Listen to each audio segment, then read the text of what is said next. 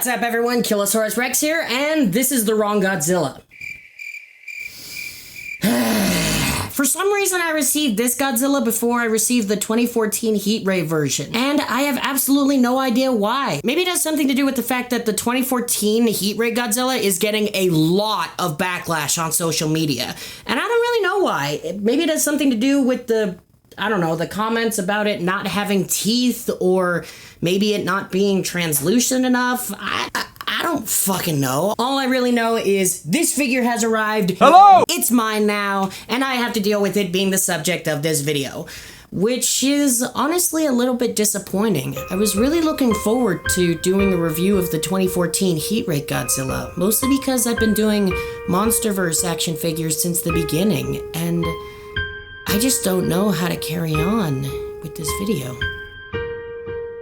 Psych! I love this figure, and I've never been more excited to make a tour review ever. 2014 Heat Ray Godzilla can go fuck itself. I hope that the ship carrying each and every one of those 2014 Godzilla figures crashed into Godzilla, was flipped over, and eviscerated, killing everyone on board, and also losing the figures along the way. Anyways, I've been looking forward to reviewing this figure. Honestly, I haven't been this excited to review a figure since the MonsterVerse Ghidorah 2.0, which is totally my next video, baby. Let's go. Let's fucking go.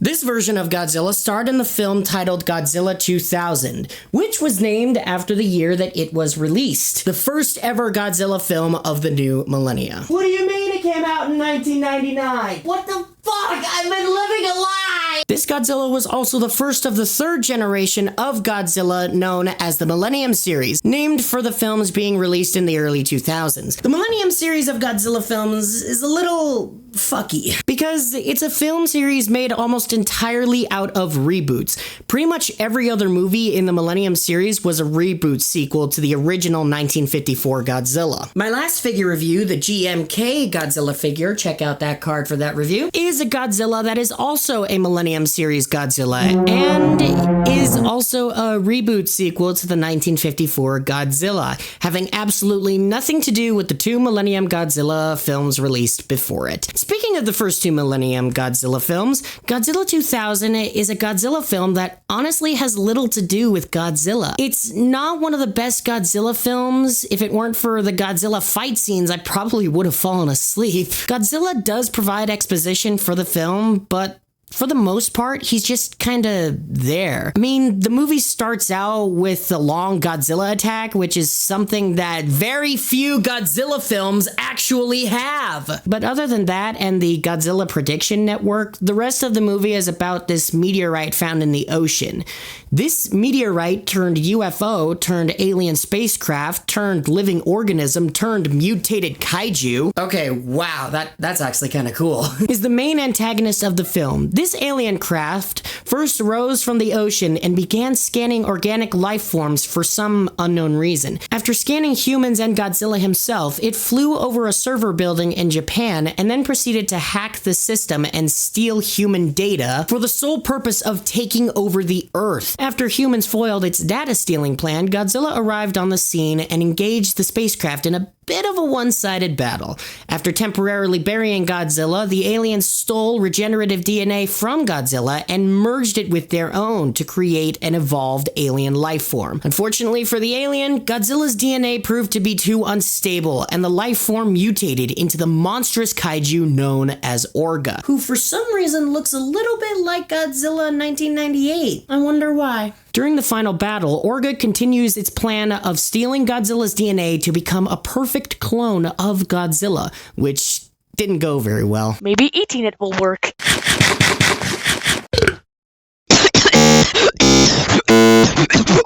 So despite it being a Godzilla film, I wasn't even that interested in Godzilla, mostly because the movie's focus wasn't even towards Godzilla. To give credit where it's due, its unique style of filmmaking in a lot of ways. It kind of reminds me of RoboCop. The main focus of RoboCop was Detroit's high rise in crime and the OCP needing to find a quick solution since they're on the verge of a law enforcement strike.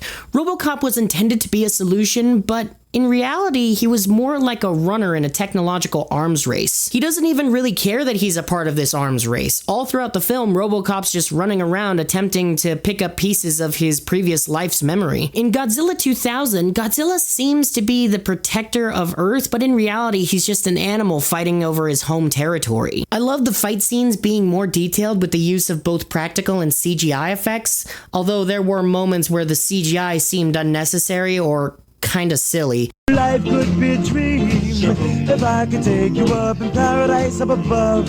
If you would tell me I'm the only one that you love. But the final fight is definitely the best part of the entire film.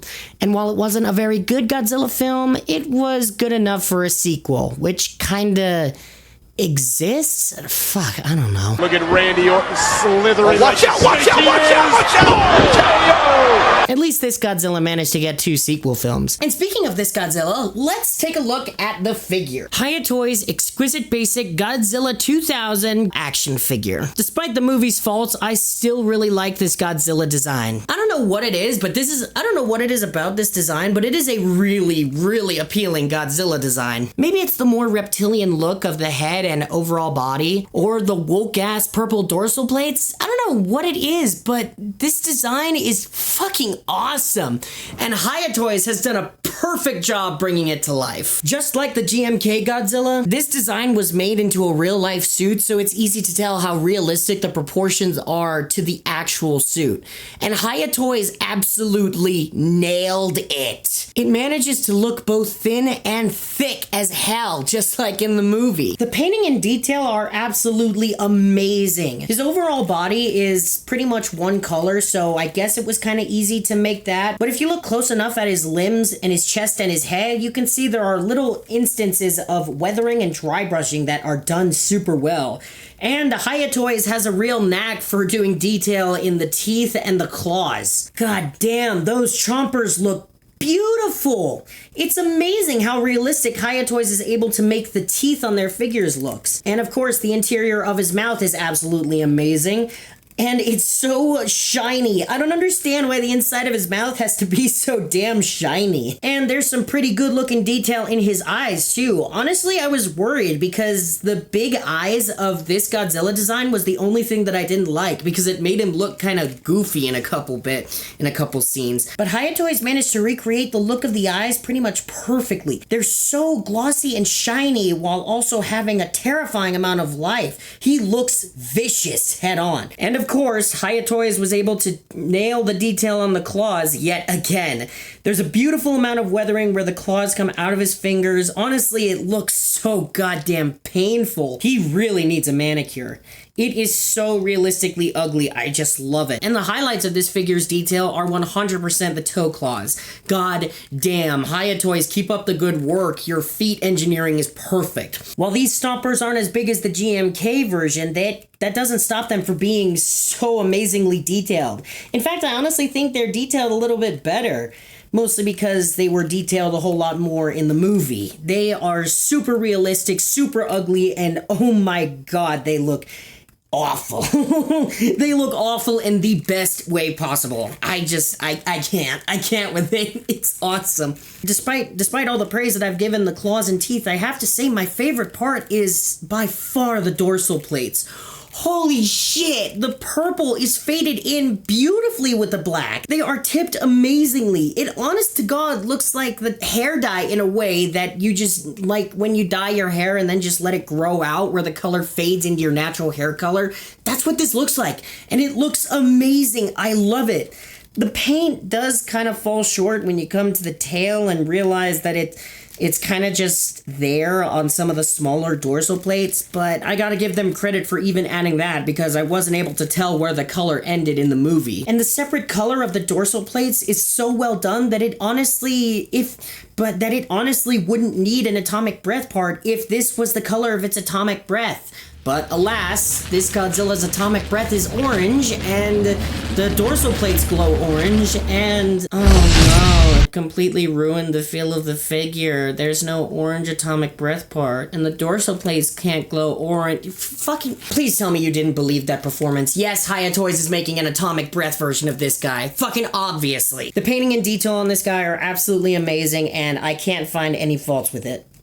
Except in the top jaw. The paint on the teeth kind of runs along on the top half of the jaw, kind of into where his gums would be, but I'm gonna let it slide because it's hardly noticeable. Even when you open his mouth, you can't really see it unless you have him looking up a whole lot. But if you turn him at an angle where it's less obvious, then problem solved. One thing that this guy definitely has over something like the SH Monster Arts figure is consistency. Seriously, what the hell happened here? Speaking of SH Monster Arts, the first version was released in 2013, and it was just...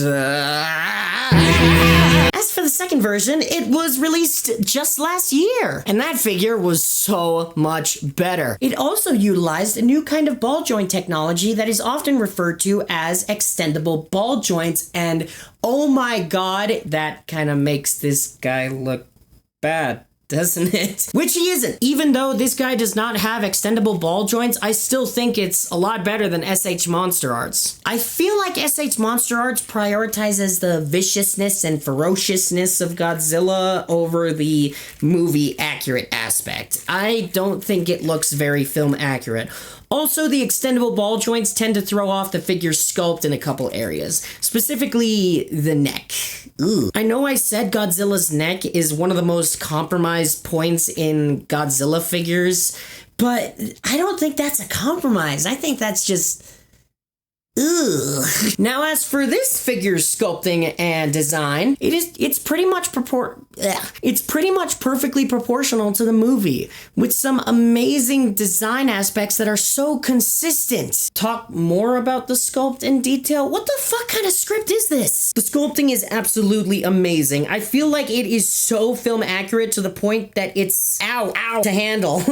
You can see that there are some amazingly pointy and spiky bits. Not to mention that this isn't even a one-sided sculpt. If you look closely at the shoulders, you'll notice that there's a couple spiky bits that aren't actually the same. This particular Godzilla's design is jagged and asymmetrical, but in a good way. It's actually a lot more in line with the original 1954 Godzilla. And more power to it, because the original design, well, you can't beat it. It's amazing. I even love the sculpt that they went with for the dorsal plates. If you look closely at the dorsal plates, you'll see that there are 4 little straight dorsal plates around the center. I thought that was so amazingly done, but it was so kind of out of line for some reason. This was yet another instance where I had to go back and watch the film to see if this was accurate, and little to my surprise, yeah, HIYA Toys made it completely accurate. I need to stop underestimating HIYA Toys' ability to do Godzilla sculpts. This is awesome. I love the design of the dorsal plates. I love how each and every one of them is a completely different shape, and each one is so much more jagged than the last. Once again, there is an inconsistent amount of dorsal plate size once you get to the bottom half of Godzilla's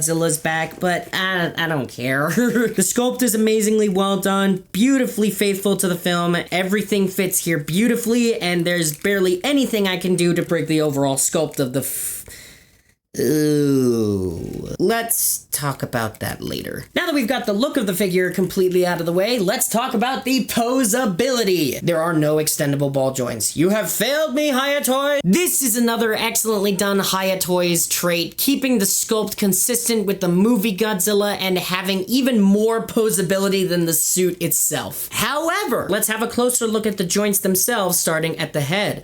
Obviously, we have a hinge joint for the mouth and tongue, beautifully realistic, adds a beautiful amount of detail and expressiveness.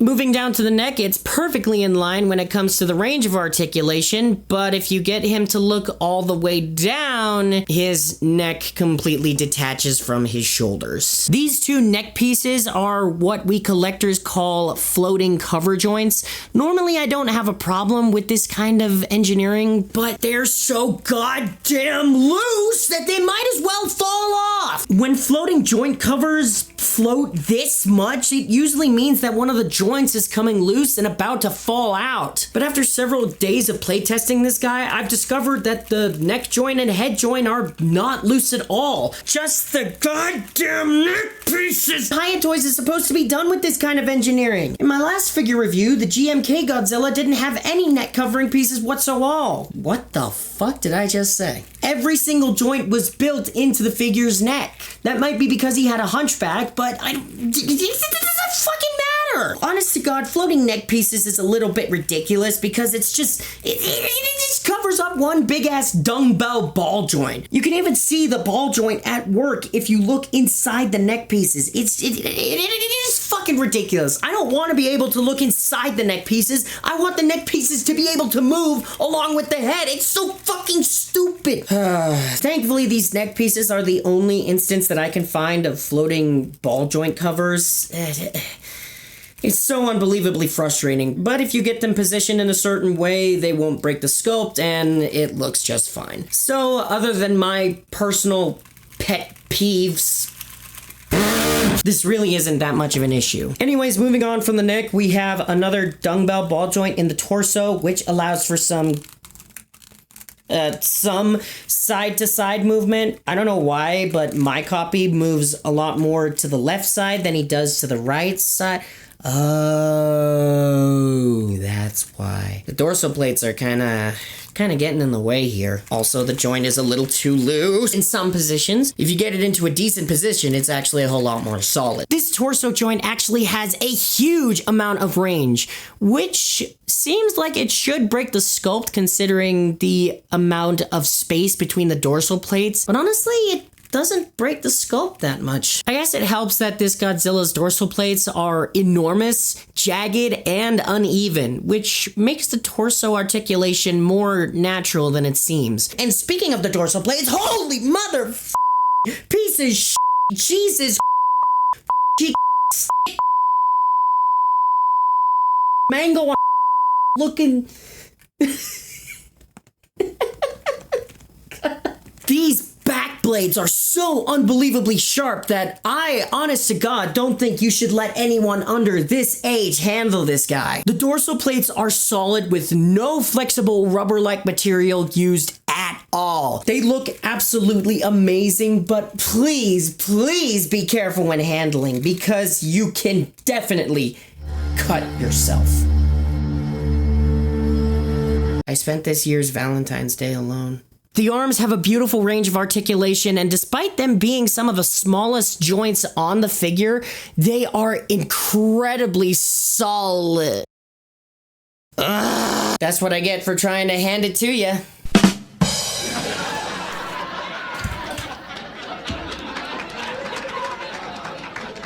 I have severe depression. Yes, the hands were supposed to be easily removable for the sake of these included alternate hands, which look equally impressive and add a great amount of expressiveness and character to the figure. Why are these ones so much harder to get on than the default hands? What the fuck? Why? Seriously, why? And they're more solid too. I don't get it. The claws still look incredibly realistic and the fingers just have a slight bend to them. Is it just me or does it look like they were made to hold something? Maybe I can,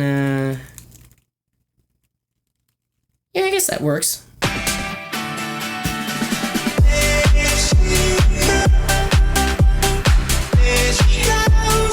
They do come off a little bit easily, but honestly, I can live with it. At least they don't fly off at the flick of a finger. Godzilla 2014! Maybe I'm a little too excited for this figure. Now, looking at these thick-ass legs.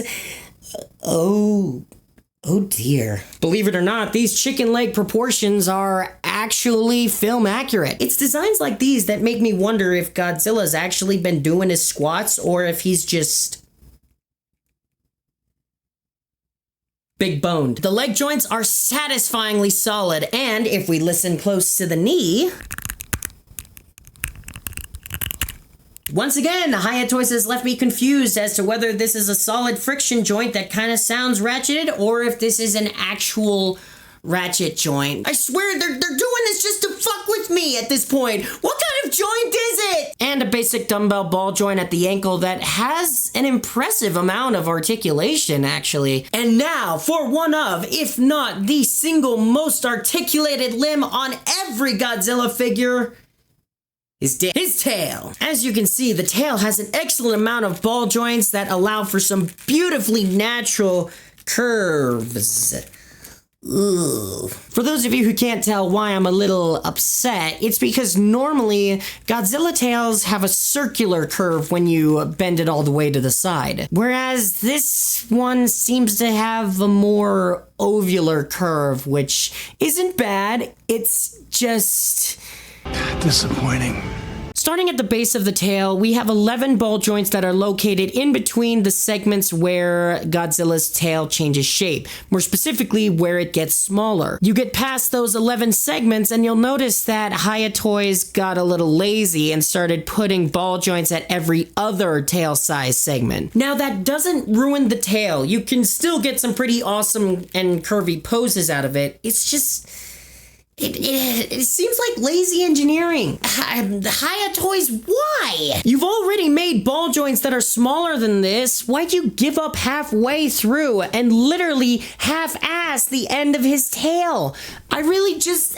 I don't get it. Despite the minor bits of laziness in the articulation, it's amazing, it's solid, it's expressive, and you get some amazingly natural poses out of all of it. HIYA Toys has done an outstanding job with this figure's articulation. Despite the minor faults, I absolutely love it. This guy is able to do more poses than anything the movie version could have possibly done.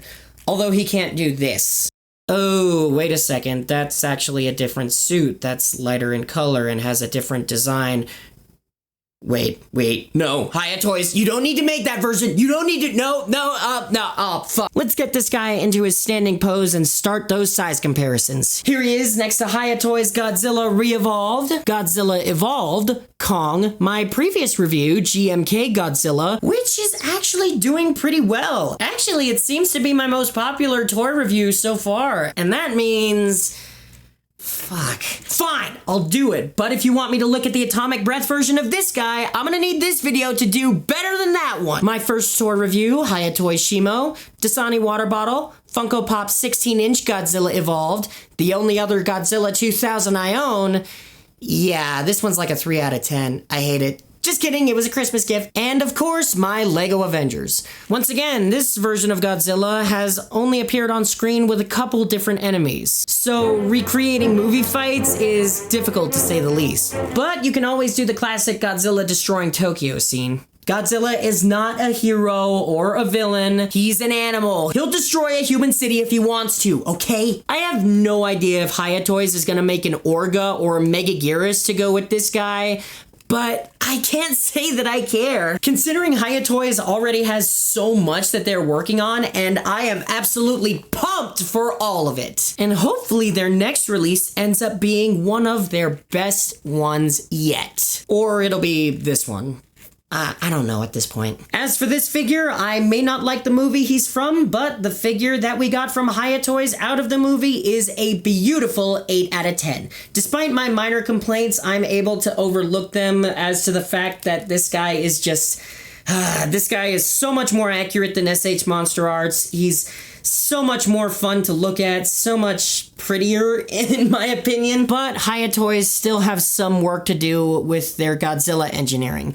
But I'm sure that they'll figure it out. More specifically, they're taking long enough that they should be figuring it out. If you want your own Godzilla 2000 figure, I recommend picking it up at the Kokis Toy Store. Use my link in the description to get your own, let them know I sent you, and then maybe my Toy Store senpai will notice me. I pre-ordered this figure from their site, and as a free bonus, they threw in a Godzilla-themed sticker that I didn't receive. 0 out of 10, Kokis Store, get the fuck out of my house. Hey, what's up guys? Editing Kilosaurus here, and I am not using Twitch streams to procrastinate. After I took the Kokis box that the figure arrived in out and broke it down and nearly threw it away, I actually discovered that I did receive the pre-order sticker. I just didn't realize it at first because it was hidden under one of those box flaps inside the cardboard box. They used to put it in the bubble wrap, but now they're just throwing it in the box, which makes it a little bit easier to lose, but whatever. This is the pre-order exclusive sticker that I received, so I take back everything I said about Coca Store. You guys are amazing. Welcome back to my house. Take your shoes off, stay a while,